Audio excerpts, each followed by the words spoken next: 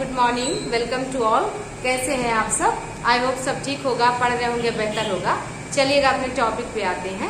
जैसा कि लास्ट कई क्लासेस में हमने सब्जेक्ट वर्ब अग्रीमेंट टॉपिक को पढ़ा और सब्जेक्ट वर्ब अग्रीमेंट में हमने बहुत इंपॉर्टेंट रूल्स को पढ़े।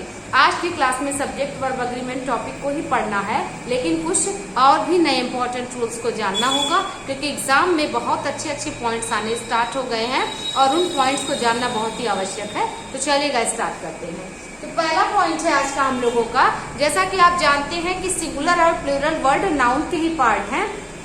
तो हमने पढ़ रखा है कि जब SEIS लगा हो या SEIS ना लगा हो, तो हम लोग जब SEIS लगा हो तो उसको प्लूरल मानते हैं और SEIS ना लगा हो तो वो वर्ड सिंगुलर होता है। लेकिन आज आपको जानना होगा कुछ ऐसे वर्ड्स होते हैं जो रहते तो प्लूरल है परंतु देखने में भी सिंगुलर लगते हैं, तो उनके साथ हमें जब भी वर्ब को यूज करना होगा तो उसको हम लोग प्लूरल मान के वर्ब यूज करते हैं। जैसे इसमें हो गया, वो पूरे वर्ग को इंडिकेट करता है, पूरे वर्ग का करता है। जैसे कैटल हो गया, तो कैटल मीन्स सारे भूसा खाने वाले, चारा खाने वाले जानवर आते हैं, उनको हम लोग मवेशी कहते हैं हिंदी में, उनके लिए कैटल वर्ड यूज होता है। ऐसे डियर वर्ड है, शिप वर्ड है, इनमें एस नहीं लगाया जा सकता। इनको सिंगुलर अगर बनाना हो तो a ship, two ship, three ship ऐसे कह सकते हैं, टू लगा करके प्लूरल। अदरवाइज ये शिप वर्ड भी प्लूरल है, लेकिन अगर इनको सिंगुलर बनाना हो तो अ शिप ऐसे किया जा सकता है, एक शिप, तो लेकिन एस नहीं लगाया जा सकता। इनको हमेशा प्लूरल मान करके प्लूरल हेल्पिंग वर्ब लगाया जाता है, सिंगुलर इनको नहीं बनाया जा सकता। सिंगुलर ये देखने में लगते हैं, तो उसको चलिए देखते हैं कौन कौन से वर्ड्स हैं। तो इसमें कुछ नाउन्स ऐसे हैं जिसमें है कैटल है, पीपुल है, जेंट्री है, पब्लिक है, पुलिस है, शिप है, डियर है, पीसेंट्री है, पोल्ट्री है और कैवलरी है। तो इसमें से देखिए पहले मीनिंग जानना आवश्यक होगा।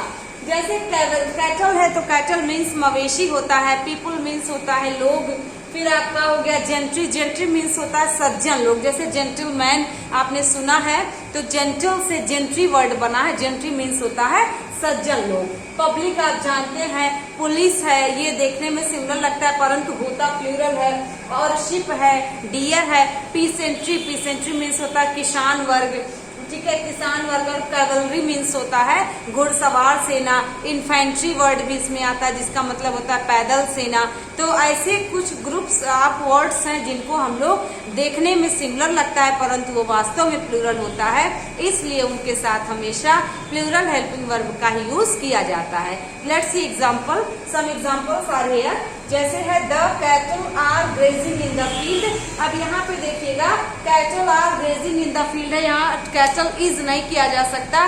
भले ही कैटल के साथ आपका SEIS नहीं लगा है, तो आप इसको ऐसे नहीं समझेंगे कि कैटल एक एस नहीं लगा है तो प्लूरल है, इसको हम आर न लगा के यूज करें। कैटल वर्ड अपने आप में प्लूरल होता है, इसके साथ हमेशा प्लूरल हेल्पिंग वर्ब यूज किया जाता है। ऐसे पुलिस है, तो पुलिस भी देखिएगा, जब तक पुलिस को एक पुलिस दो पुलिस न कहा जाए तब तक पुलिस वर्ड मतलब होता है कि सिपाहियों का झुंड। इस वजह से पुलिस वर्ड के साथ भी प्लूरल वर्ब ही लगता है। तो यहाँ पर देखिएगा कैटल हो गया, पुलिस हो गया, आर लगेगा। चेसिंग द थीव्स है, तो थीव्स मतलब चोर है, THIEF, इसका प्लूरल THIEVES हो रहा है, क्योंकि आप जानते हैं कुछ नाउन्स ऐसे होते हैं जिनके अंत में SEIS ना लग करके FEEF, FF ऐसे कुछ होता है, तो उसको VES से प्लूरल बनाते हैं।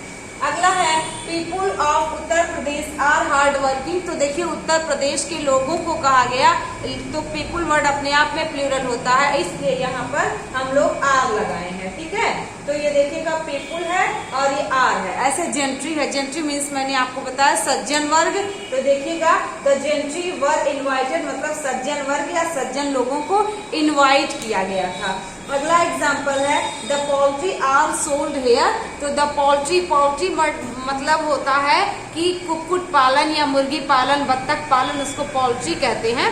जहाँ पर मुर्गी पालन, बत्तख पालन, कुक्कुट पालन होता है और उनको सोल्ड किया जाता है, उनको सेल कर देते हैं, तो वहाँ पर हम लोग पोल्ट्री वर्ड का यूज करते हैं। तो poultry are sold here sell है, सेल का सेकेंड और थर्ड फॉर्म सोल्ड होता है, तो उसको समझने का हम लोग प्रयास करेंगे। तो आई थिंक आपको ये समझ आया होगा कि कुछ ऐसे वर्ड्स हैं जो होते प्लूरल है, देखने में सिंगुलर लगते हैं, इसलिए उनके साथ हमेशा सिंगुलर हेल्पिंग वर्ब लगता है। तो आप इसको नोट डाउन कर लीजिएगा, स्क्रीनशॉट ले लीजिएगा।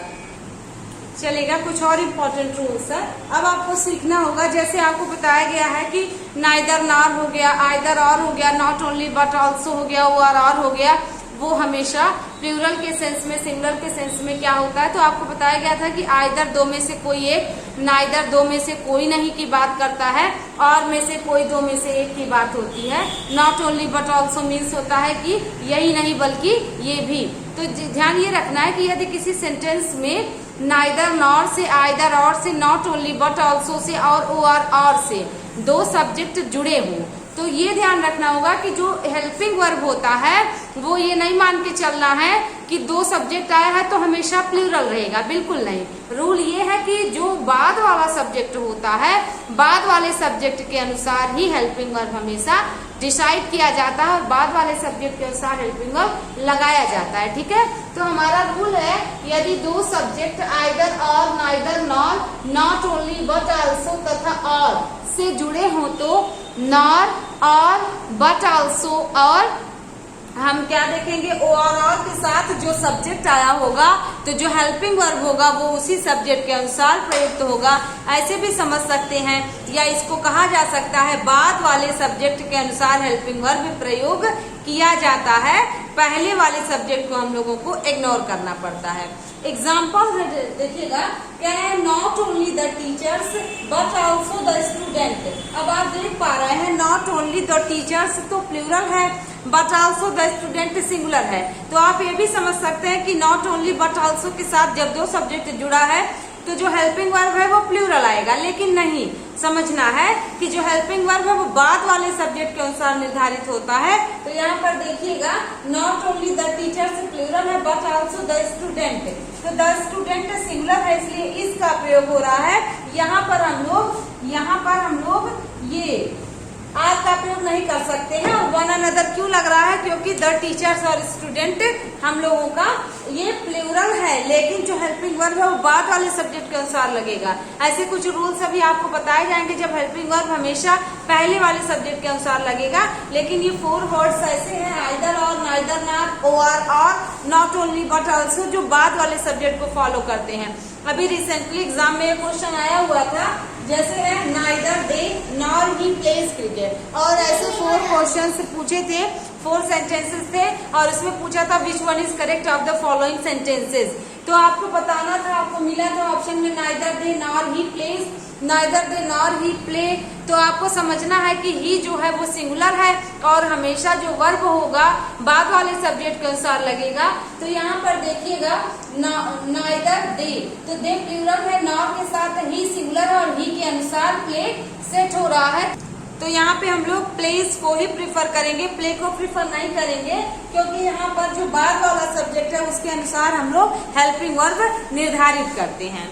आगे का एग्जाम्पल है यू और your friend is helping me. यहाँ पे देखिए यू और योर फ्रेंड, अब आपके दिमाग में एग्जाम में आ सकता है कि ओ और आर है, दोनों की बात हो रही है तो क्यों ना हम आर कर दें। बिल्कुल नहीं, आपके दिमाग में ये भी आ सकता है दोनों में से कोई एक तो हमेशा सिंगुलर रहेगा। बिल्कुल नहीं, हमेशा आपको यही ध्यान रखना है कि बाद वाले सब्जेक्ट के अनुसार हेल्पिंग वर्ब निर्धारित होगा। जैसे यही सेंटेंस अगर ऐसे लिखा होता यू एंड आई, ठीक है, तो यहाँ पे देखिए आप जानते हैं कि 231 का रूल लगता है, तो सेकेंड पर्सन फर्स्ट पर्सन। अब यहाँ पे आई एम लिखा जाता, आई एम हेल्पिंग, इसके बाद हो जाता है यहाँ पे मी।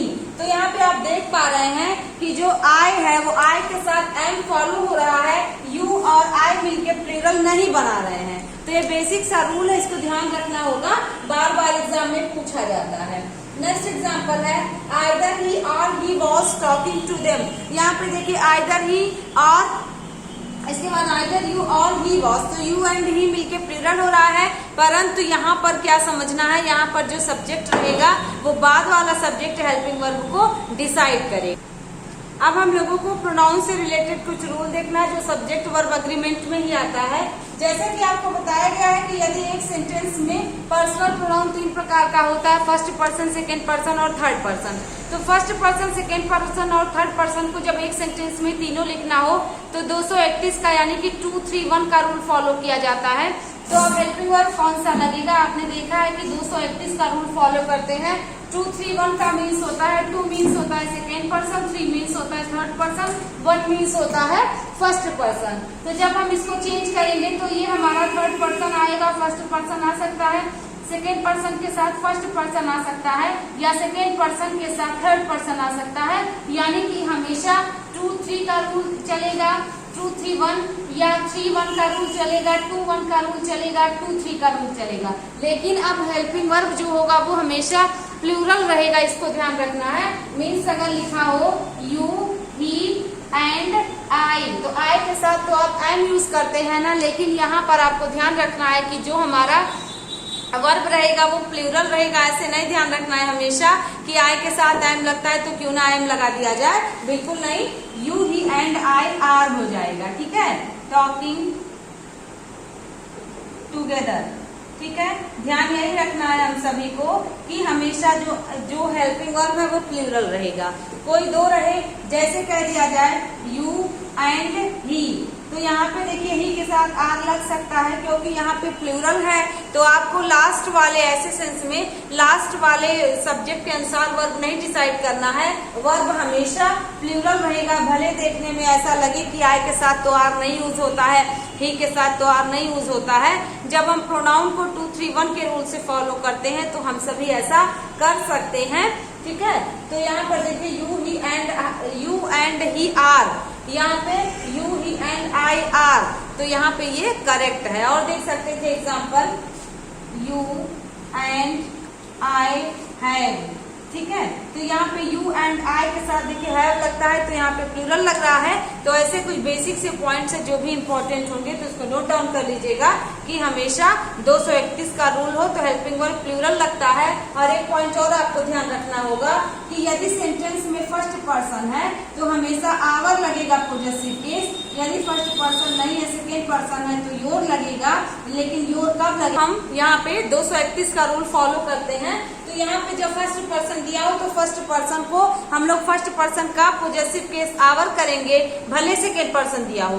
और फर्स्ट पर्सन ना दिया हो, सेकेंड पर्सन थर्ड पर्सन दिया हो तो हमेशा सेकेंड पर्सन के योर के पॉजेसिव केस को फॉलो करते हैं। कभी भी हिज, हर, देयर को यूज नहीं कर सकते हैं। जैसे सेंटेंस में दिया हो you, he and I R doing, यहाँ पे देखिए आवर वर्क ही सही होगा, यहाँ पे योर वर्क, हिज वर्क नहीं सही होगा क्योंकि ऐसा आपको रूल बताया जा रहा है कि जब फर्स्ट पर्सन हो तो आवर करना है और फर्स्ट पर्सन मिसिंग हो, सेकेंड पर्सन थर्ड पर्सन हो तो हमेशा सेकेंड पर्सन को प्रेफर करना है, या सेकेंड पर्सन फर्स्ट पर्सन हो तो फर्स्ट पर्सन को करना है।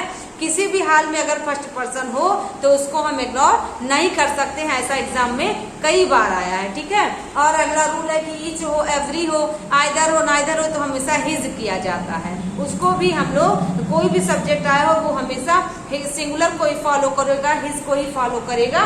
तो कुछ ऐसे इंपॉर्टेंट पॉइंट्स हैं जो हम सभी को सब्जेक्ट वर्ब एग्रीमेंट के टॉपिक में जानने होंगे। अब ध्यान दीजिएगा कि अगर सेंटेंस में सेल्फ प्रोनाउन की बात हो तो यदि फर्स्ट पर्सन है तो हमेशा आवर सेल्फ होगा, ठीक है।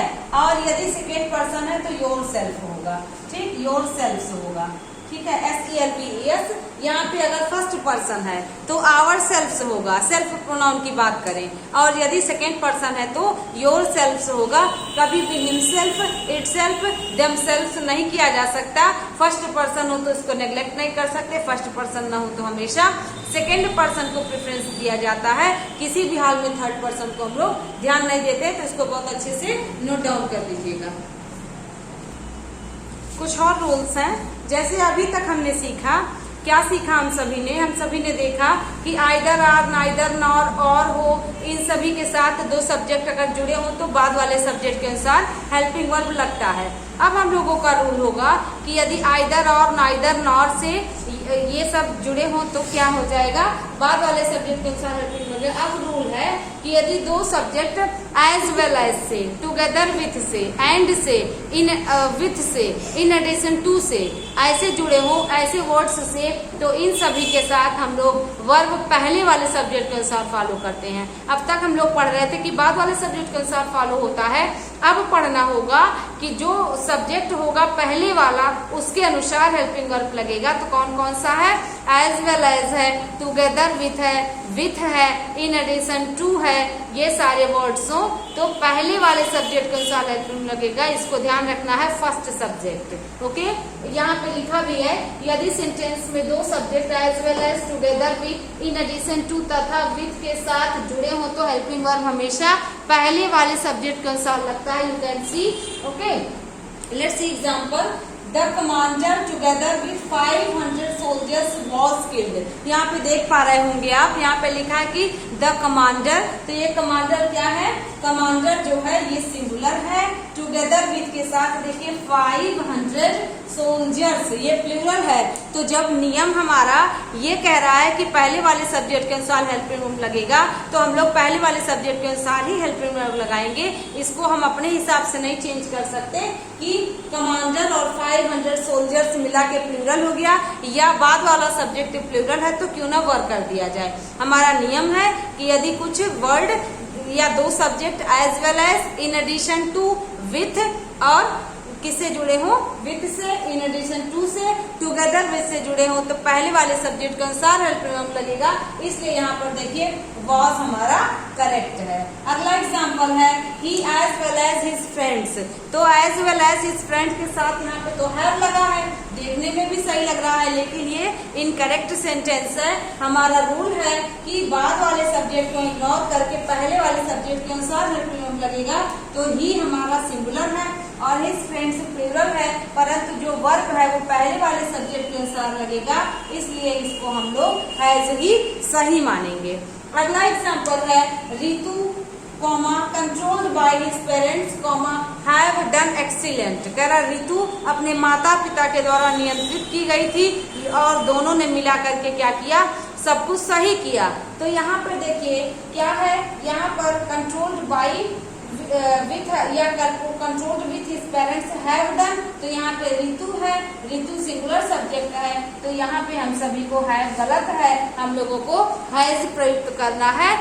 जस्ट अपोजिट है ये रूल, आइदर और से, आइदर और, नाइदर नॉर, ओ आर और, not only but also say दो सब्जेक्ट जुड़े हो तो बाद वाले सब्जेक्ट के अनुसार हेल्पिंग वर्ब लगता है। जस्ट अपोजिट रूल है, यदि दो सब्जेक्ट एज वेल एज से, इन एडिशन टू से, विथ से और हम लोगों का टुगेदर विथ से जुड़े हो तो पहले वाले सब्जेक्ट के अनुसार हेल्पिंग वर्ब लगता है। ये दोनों पॉइंट्स बहुत अच्छे से नोट डाउन करिएगा, एग्जाम में बहुत बार क्वेश्चन आता है तो उसको ध्यान रखना होगा, आप अच्छे से इसको नोट कर लीजिएगा।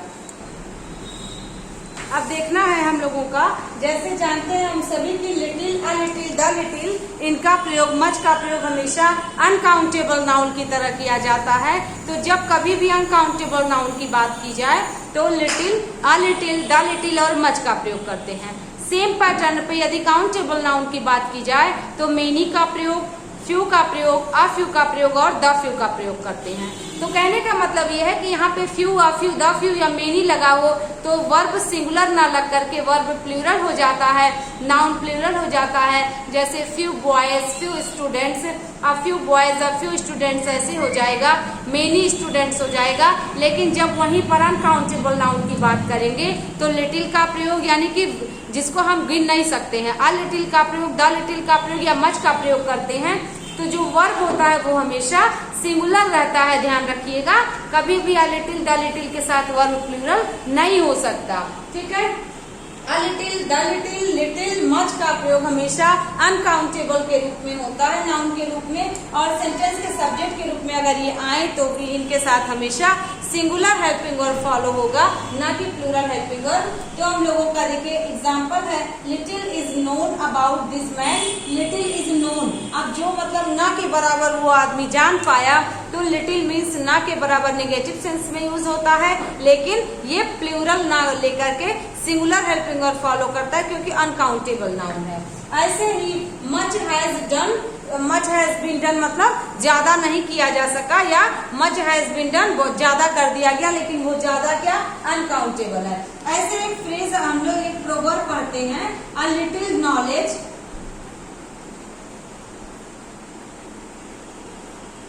Is dangerous thing. बहुत बार ये सभी विद्यार्थी पढ़े होंगे, a little knowledge is dangerous thing मतलब कम ज्ञान खतरे की निशानी है, या अ लिटिल मतलब उतना ज्ञान नहीं जितनी की आवश्यकता है, और लिटिल मीन्स उतना भी नहीं, ना के बराबर। मीन्स थोड़ा ज्ञान कंफ्यूजन क्रिएट कर सकता है, थोड़ा ज्ञान समस्या का समाधान नहीं सकता, समस्या क्रिएट कर सकता है। तो वही लिखा है a little knowledge is a dangerous thing. तो देखिए a little knowledge uncountable noun है, इसके साथ लिटिल का प्रयोग हुआ, और देखिए हेल्पिंग वर्ब हमेशा सिंगुलर लगेगा। तो ये बहुत ही इंपॉर्टेंट पॉइंट है। अब हम लोगों को समझना होगा कि कैसे हम लोग many of, much of, most of का प्रयोग करते हैं। तो पहले इसको आप नोट डाउन कर लीजिएगा। अब हमारा कुछ और रूल है, जैसे हाफ ऑफ होता है, हाफ होता है, मोस्ट ऑफ होता है, सम ऑफ होता है, एनफ ऑफ होता है। ऐसे कुछ वर्ड्स हैं, जब इनके साथ अनकाउंटेबल नाउन का यूज होगा तो इनके साथ हमेशा सिंगुलर हेल्पिंग वर्ब लगेगा, और जब इनके साथ काउंटेबल नाउन का यूज होगा तो इनके साथ प्लूरल हेल्पिंग वर्ब लगेगा। जैसे some of the boys, most of the students, तो आर लगेगा। लेकिन अगर कह दिया जाए most of the time, most of the milk, some of the tea, तो या सम ऑफ टी, तो ये हमेशा टी हो गया, वाटर हो गया, ऑयल हो गया, कुछ ऐसे नाउन होते हैं जो अनकाउंटेबल नाउन होते हैं। इनके साथ जब इनका यूज किया जाएगा तो इनको सिंगुलर मानेंगे, और जब इनके साथ इनका यूज ना करके काउंटेबल नाउन का यूज करेंगे तो हमेशा सेंटेंस में जो हेल्पिंग वर्ब रहेगा वो प्लूरल होगा। तो वही हमारा रूल है कि सेंटेंस में मोस्ट हो, मोस्ट ऑफ हो, सम ऑफ हो, सम हो, हाफ ऑफ हो, एनफ ऑफ हो, नॉट एनफ ऑफ हो, प्लेंटी ऑफ हो, अ लॉट ऑफ हो, लॉट्स ऑफ हो। इनके साथ जब सिंगुलर अनकाउंटेबल नाउन का यूज हो तो इनके साथ जो हेल्पिंग वर्ब होता है, ध्यान रखिएगा, सिंगुलर हेल्पिंग वर्ब होता है। We can not use plural helping verb with this subject because they are using singular uncountable noun. तो एग्जाम्पल है some tea is available here. अब देखिए सम टी आर नहीं होगा क्योंकि सम के साथ अनकाउंटेबल नाउन टी यूज हुआ है, और टी अनकाउंटेबल नाउन होने की वजह से ये सम सिंगुलर में कन्वर्ट हो गया। अदरवाइज सम प्लूरल होता जब ये काउंटेबल नाउन को लेता। तो सम ऑफ टी अनकाउंटेबल है, that's why we are using is as a helping verb. Okay, तो ये सेंटेंस हमारा करेक्ट है। Second one is half of the land is barren. तो भूमि जो है वो अनकाउंटेबल है, उनको काउंटेबल बनाने के लिए उसके साथ कोई डिजिट का यूज करेंगे। तो यहाँ पे कह रहा है कि पूरी जमीन की आधी जमीन, बारेन मीन्स आप जानते हैं बंजर होता है। तो यहाँ पे देखिए लैंड अनकाउंटेबल है, that's why we are using is as a helping verb. उसके बाद है most of the milk is spilt, मतलब ज्यादातर दूध क्या हो गया है, बर्बाद हो गया है। स्प्लिट मतलब होता है बर्बाद हो जाना या फैल जाना। तो यहाँ पे most of the milk, milk भी अनकाउंटेबल नाउन है, इज यूज हो रहा है स्पिल्ट वर्ब का थर्ड फॉर्म में, पैसिव वॉइस में सेंटेंस है। ठीक है, अगला एग्जांपल है half of the land is fertile. Fertile means होता है उपजाऊ, यहाँ पर भी लैंड अनकाउंटेबल है, इसलिए हम सभी हाफ के साथ अनकाउंटेबल होता तो यहाँ पे हम लोग अनकाउंटेबल नाउन की वजह से सिंगुलर, अदरवाइज हम लोग अगर काउंटेबल नाउन होता तो प्लूरल का यूज करते। तो यहाँ पे अनकाउंटेबल नाउन तो सिंगुलर, काउंटेबल नाउन तो प्लूरल। इसको बहुत अच्छे से नोट डाउन कर लीजिएगा। जैसा कि हमने आपको बताया कि जब मोस्ट हो, मोस्ट ऑफ हो, सम ऑफ हो, एनफ हो, नॉट एनफ हो, एनफ ऑफ हो, अ लॉट्स ऑफ हो, लॉट ऑफ हो, है ना, अ लॉट ऑफ, लॉट्स ऑफ, कुछ ऐसे वर्ड हैं जिनके साथ जब नाउन अनकाउंटेबल यूज होगा तो इनके साथ सिंगुलर हेल्पिंग वर्ब यूज होगा, लेकिन जब इनके साथ प्लूरल काउंटेबल नाउन यूज होगा या हम कह सकते हैं नाउन प्लूरल यूज होगा तो हम सभी इसके साथ हेल्पिंग वर्ब भी प्लूरल ही लगाएंगे, हम लोग सिंगुलर नहीं लगा सकते। जैसे एग्जांपल है मोस्ट, मोस्ट ऑफ हो, सम ऑफ हो, एनफ ऑफ हो, और एनफ हो, नॉट एनफ ऑफ हो, प्लेंटी ऑफ हो, लॉट ऑफ हो, लॉट्स ऑफ हो। तो इसके साथ देखिएगा जब plural uncountable noun, plural countable noun मतलब जिसको हम गिन सके उसको ही तो प्लूरल बना सकते हैं, अनकाउंटेबल नाउन को प्लूरल बना नहीं सकते, इसलिए उसको सिंगुलर अनकाउंटेबल नाउन कहा जाता है। तो उसके साथ प्लूरल हेल्पिंग वर्ब का यूज किया जाएगा। सिंगुलर हेल्पिंग वर्ब का यूज हम लोग नहीं कर सकते हैं, क्योंकि यहाँ पे plural helping verb, plural countable noun means क्या, नाउन को जब काउंटेबल होता है तो प्लूरल बनाया जा सकता है, इसलिए उसको प्लूरल काउंटेबल नाउन, और जब नाउन अनकाउंटेबल हो तो उसको सिंगुलर माना जाता है, प्लूरल नहीं बनाया जा सकता, इसलिए हम उसको सिंगुलर अनकाउंटेबल नाउन का नाम देते हैं। ठीक है, एग्जाम्पल देखिएगा, most of apples are rotten. तो एप्पल्स क्या है, एप्पल्स प्लूरल है, अनकाउंटेबल नाउन है, और आर रॉटन ये प्लूरल हेल्पिंग वर्ब है। तो यहाँ पे चूंकि जब यहाँ पे हम सभी एप्पल को प्लूरल बना सकते थे तो एप्पल्स आर लिखे, लेकिन अगर मिल्क होता, टी होता, वाटर होता, ऑयल होता तो यहाँ पे हम सभी इज का प्रयोग करते, क्योंकि मिल्क, वाटर, टी को जब तक काउंटेबल न बनाया जाए डिजिट लगा करके तब तक उसको प्लूरल नहीं बनाया जा सकता है। ठीक है, तो इसलिए हम लोग उसको सिंगुलर मानते हैं, परंतु ये प्लूरल बन सकता है, इसलिए plural helping verb. Some of the girls, तो देखिए गर्ल्स प्लूरल है, आर ब्यूटीफुल, तो some of the girls are beautiful, girls plural है, काउंटेबल नाउन है, इसके साथ हम सभी आर का यूज किए हैं, क्योंकि यहाँ पे हम सभी जान रहे हैं कि यहाँ पे हम सभी को यूज करना है सिंगुलर। चलेगा, कुछ सेंटेंसेस की प्रैक्टिस करते हैं जो एग्जाम्स में पूछे गए हैं। फर्स्ट सेंटेंस है, the doctor along with the staff members were present for the annual day celebrations।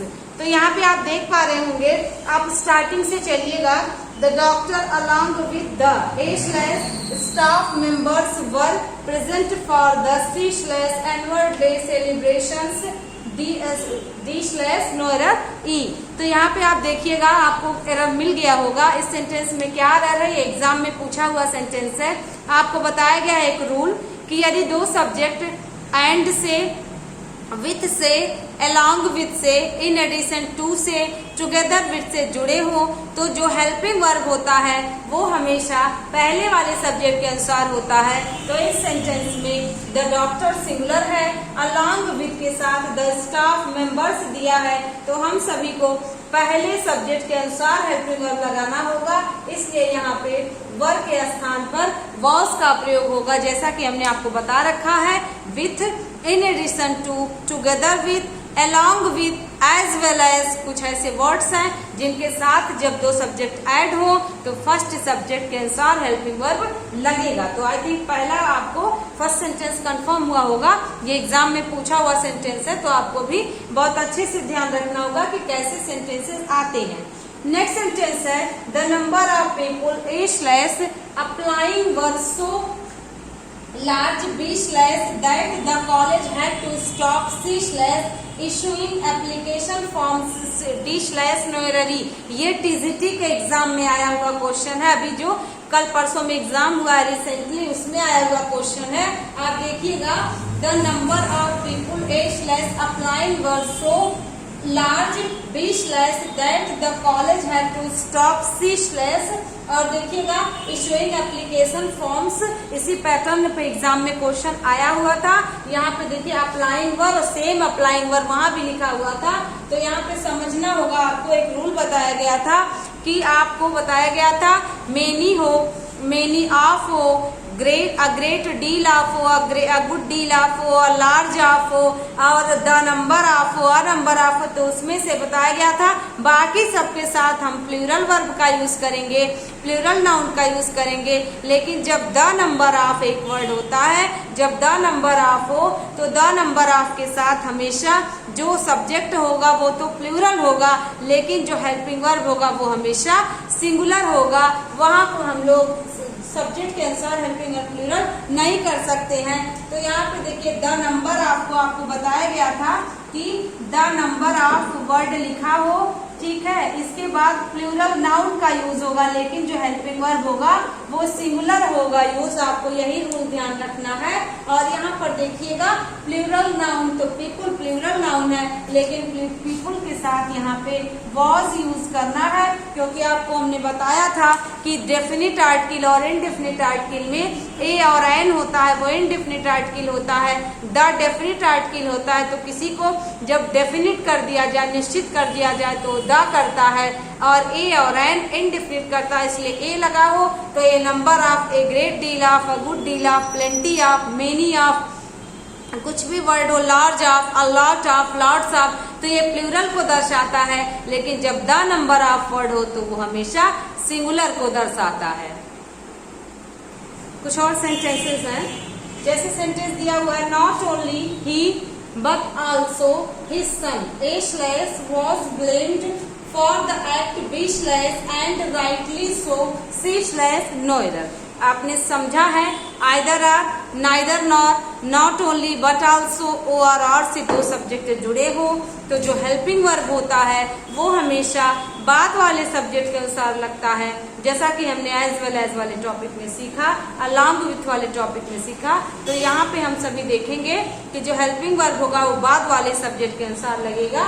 यहाँ पर देखिएगा, नॉट ओनली ही, ये सिंगुलर है, बट आल्सो हिज सन, ये प्लूरल है, तो हमें बाद वाले सब्जेक्ट को फॉलो करना है। इसलिए यहाँ पर आप देख पा रहे होंगे कि वाज के स्थान पे वर का प्रयोग ही करेक्ट है, क्योंकि आपने देख लिया है नॉट ओनली के साथ बट आल्सो जुड़ा हो तो सब्जेक्ट हमेशा बाद वाले सब्जेक्ट के अनुसार लगता है, ना कि पहले वाले सब्जेक्ट के अनुसार। तो इसमें आप भी फाइंड आउट कर पाएंगे। तो अब आप ये सारी क्लासेस देख करके समझ पा रहे होंगे कि कितना इम्पोर्टेंट टॉपिक है सब्जेक्ट वर्ब एग्रीमेंट और कैसे एग्जाम में क्वेश्चंस आते हैं। तो जो भी आपको पॉइंट्स बताए गए हैं उन पॉइंट्स को आप नोट डाउन करिए, नोट डाउन करके बहुत अच्छे से लर्न करिए, प्रैक्टिस करिए, क्योंकि practice makes a man perfect, जैसा कि आप जानते हैं। तो यहाँ पे आप देख लिए हैं कि ये एग्जाम में आया हुआ क्वेश्चन है।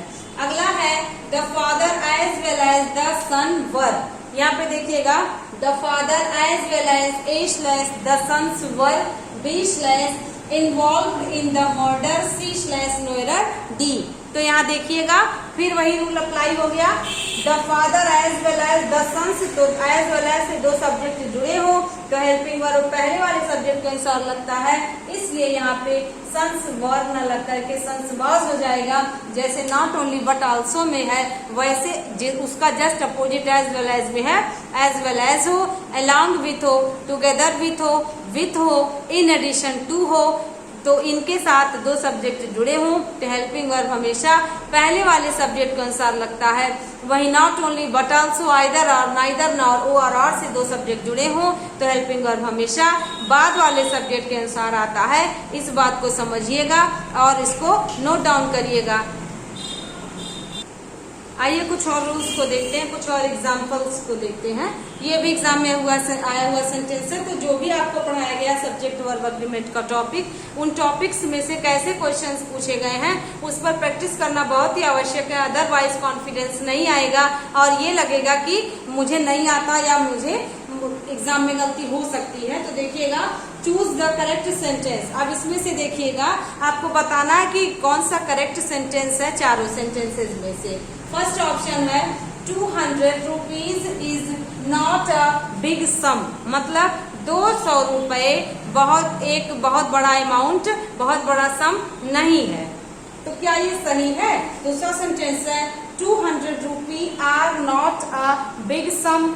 तीसरा सेंटेंस है 200 rupees are not a big sum. और last one is 200 rupees are not a big sum. आप कंफ्यूज हो गए। यदि आपको ध्यान हो तो हमने आपको एक रूल बताया था कि जब 10 माइल्स, 5 माइल्स, कुछ ऐसे वर्ड्स होते हैं जो आपका एक निश्चित सिंगुलर पर जाकर अटक जाते हैं, निश्चित दूरी, निश्चित पैमाना, निश्चित माप का निर्माण करते हैं, तो उन्हें सिंगुलर माना जाता है। इसलिए उनके साथ हमेशा सिंगुलर हेल्पिंग वर्ब का यूज किया जाता है।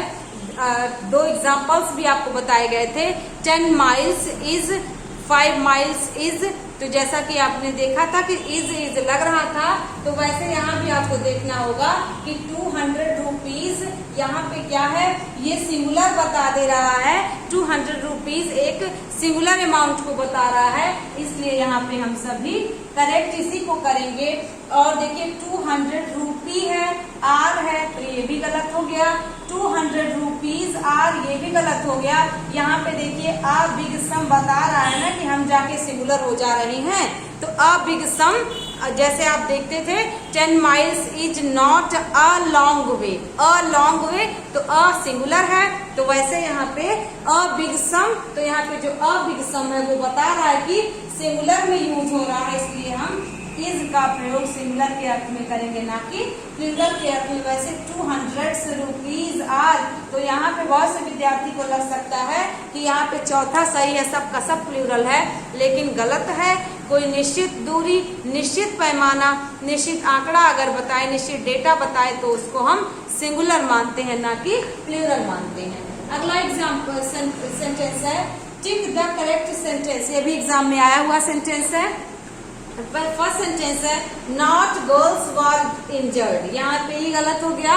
नॉट गर्ल्स ऐसे आता ही नहीं, नो गर्ल आता, ठीक है, नाइदर गर्ल आता, नन गर्ल आता, ईच गर्ल आता, एवरी गर्ल आता, सम गर्ल आता, लेकिन नॉट गर्ल कभी भी नहीं आ सकता, इसलिए यहाँ पे फर्स्ट सेंटेंस हमारा इनकरेक्ट हो गया। सेकेंड सेंटेंस करेक्ट हो सकता है यदि नाइदर के साथ सिंगुलर नाउन और सिंगुलर हेल्पिंग वर्ब लगा हो। तो देखिएगा नाइदर गर्ल नॉर वॉज बिल्कुल गलत है। जब तक नाइदर और नॉर के साथ दो अलग अलग सब्जेक्ट ना जुड़े तब तक इसको हम लोग करेक्ट नहीं कह सकते हैं। जब दो सब्जेक्ट जुड़े हो तभी इसको करेक्ट कहा जा सकता है, अदरवाइज नाइदर अकेले आएगा तो भी दो में से एक की बात कर देता है, नॉर के आना आवश्यक नहीं है, ठीक है। तो देखिएगा सेकेंड भी इनकरेक्ट हो गया। नाइदर गर्ल वॉज इंजर्ड मतलब दो गर्ल में से कोई भी गर्ल घायल नहीं हुई, तो यहाँ पे हम सभी का कौन सा सेंटेंस करेक्ट है? यहाँ पे हम सभी का सेकेंड और फर्स्ट गलत है, थर्ड सेंटेंस करेक्ट है। नन गर्ल वर इंजर्ड, यहाँ पे नन गर्ल वर कर दिया, नन के साथ हमेशा सिंगुलर आता है, इसलिए यहाँ पे चौथा भी गलत हो गया।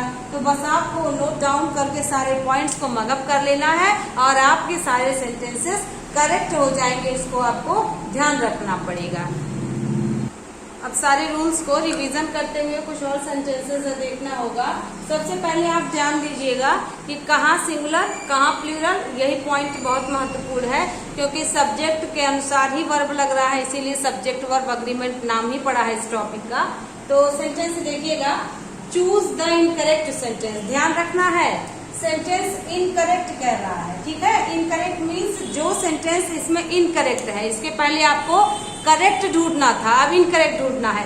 कई बार विद्यार्थी एग्जाम में जब बैठते हैं तो एग्जाम प्रेशर की वजह से नॉट और नेवर वर्ड को भूल जाते हैं, कह दिया जाता है इनमें से कौन सा सही नहीं है, इनमें से कौन सा सही है, तो इनमें से कौन सा करेक्ट है, इनमें से कौन सा इनकरेक्ट है। तो ये करेक्ट और इनकरेक्ट, नॉट और नॉट का न होना बहुत महत्वपूर्ण है। तो आप ध्यान रखिएगा जब भी एग्जाम में बैठिए तो अगर आपके इंस्ट्रक्शन में सेंटेंस में नॉट वर्ड है तो सबसे पहले आप उसको अंडरलाइन करके क्वेश्चन को सॉल्व करने का प्रयास करें, अन्यथा जब आप ऑप्शन पढ़ना स्टार्ट करेंगे तो आपसे गलती हो जाएगी और उस नॉट वर्ड को भूल जाएंगे। यदि 5 to 10 सेंटेंसेस ऐसे आते हैं तो कम से कम 6 to 7 सेंटेंस आपके गलत हो सकते हैं। कैसे? इस नॉट को कहीं आप भूल जाएंगे तो आपको जो सही रहेगा वो आप कर देंगे और पूछेगा सही नहीं है, करेक्ट पूछेगा तो इनकरेक्ट को करेंगे। ऐसे बहुत बार विद्यार्थी करते हैं, इसलिए जब करेक्ट और इनकरेक्ट नॉट और नॉट ना हो तो आप बहुत इम्पोर्टेंट है कि तुरंत आप उसको अंडरलाइन करके अपने एग्जाम पेपर में उसको हाईलाइट कर लें, ताकि आपका नजर जब आप ऑप्शंस को पढ़ें तो वो आपकी एक नजर जरूर उस नॉट पे पड़े कि यहाँ नॉट कह रहा है, इसका मतलब हमें कौन सा सही और कौन सा नहीं है ढूंढना है। अदरवाइज आपको आता हुआ क्वेश्चन आप गलती कर बैठेंगे। It happens many time in examination hall.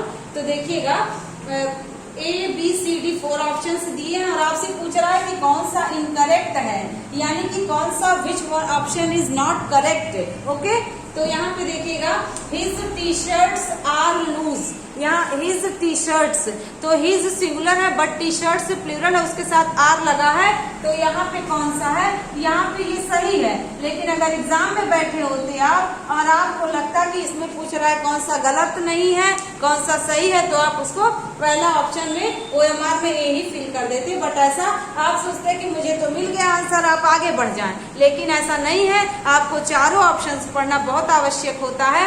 Otherwise कई बार आपको लगता है कि फर्स्ट में ही मेरा काम चल गया, तो आप सेकेंड, थर्ड और फोर्थ को इग्नोर कर देते हैं। और कई बार गलतियां सेकेंड और थर्ड ऑप्शन में या थर्ड और फोर्थ ऑप्शन में ही होती हैं। ए ऑप्शन में ज्यादातर गलतियां नहीं होती हैं।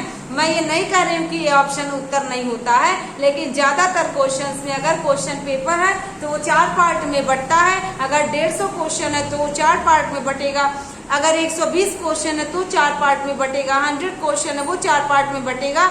आपका जो क्वेश्चन है वो 4 पार्ट में बटता है।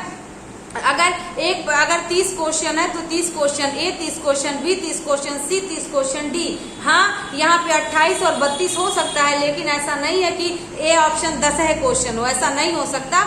एक निश्चित अनुमान में उसको बांटा जाता है। कोई 2 क्वेश्चन आगे, कोई 2 क्वेश्चन पीछे हो सकता है कोई ऑप्शन, लेकिन उसको 4 भागों में बांट करके ही करा जाता है। तो आप उसको ध्यान रखिएगा।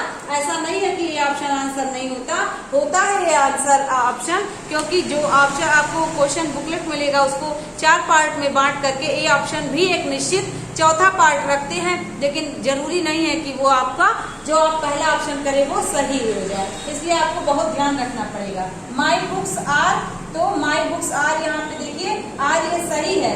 यहाँ पे क्यों सही है, यहाँ पे आप देख पा रहे होंगे माई बुक्स के साथ यहाँ पे देखिएगा माई बुक्स आर पॉलिश्ड दिया है, तो यहाँ पे माई सिंगुलर है परंतु बुक्स प्लूरल है, और आर यहाँ पे प्लूरल हेल्पिंग वर्ब है, तो यहाँ पे वर्ब का थर्ड फॉर्म है। यहाँ पे हम लोग इसको भी करेक्ट करेंगे। लेकिन अगर थर्ड ऑप्शन को देखा जाए तो आपको हमने बताया है कैटल हो गया, पोल्ट्री हो गया, इन्फेंट्री हो गया, और आपको जेंट्री हो गया, पीसेंट्री हो गया। ऐसे कुछ वर्ड हैं जो देखने में शिप है, डियर है, वे हमेशा सिंगुलर लगते हैं परंतु वास्तव में वे प्लूरल होते हैं।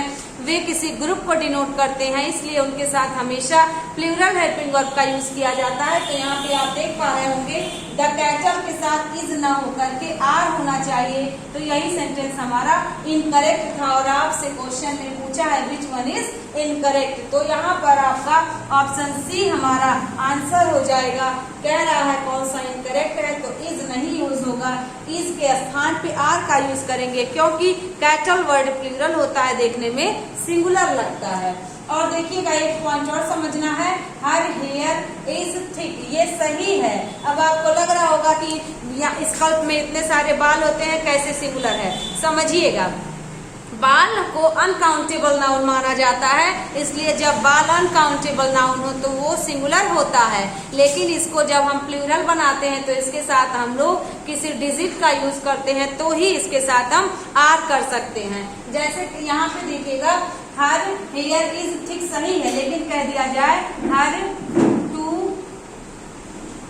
हेयर आर वाइट, तो यहाँ पे हमने क्या कर दिया, हेयर के साथ हमने डिजिट का यूज कर दिया, एक न्यूमेरिकल एडजेक्टिव को लगा दिया, और न्यूमेरिकल एडजेक्टिव के लगाने की वजह से यहाँ पे आर करेक्ट है।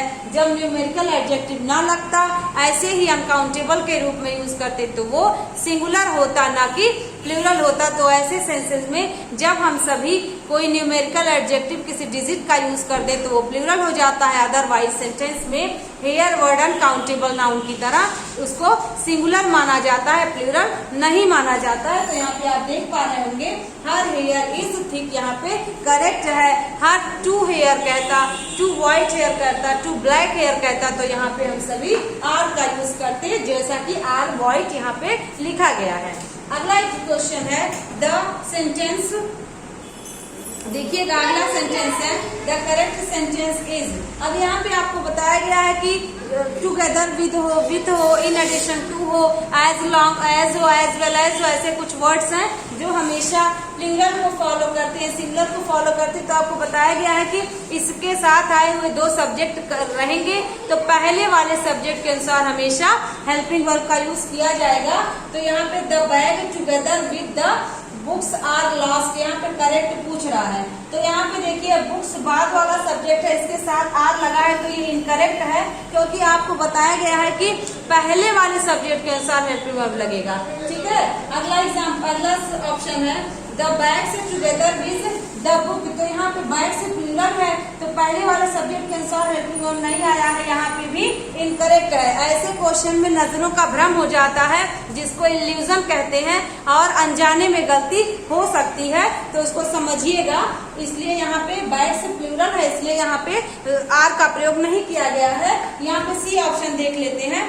तो सी ऑप्शन में द बैग पहले है सिंगुलर और बाद में देखिए टुगेदर के साथ प्लूरल है, और हमें जो हेल्पिंग वर्ब लाना है वो पहले वाले सब्जेक्ट के अनुसार लाना है। इसलिए यहाँ पे third option will be right answer and first and second option will be incorrect answer, because the first subject is plural but helping verb is not singular, that's why we are using together with subject. Okay, second वाला और first वाला incorrect है, third वाला correct है। Fourth वाला देखिएगा the bags together with the books is lost, वही चीज है, ये भी इनकरेक्ट है।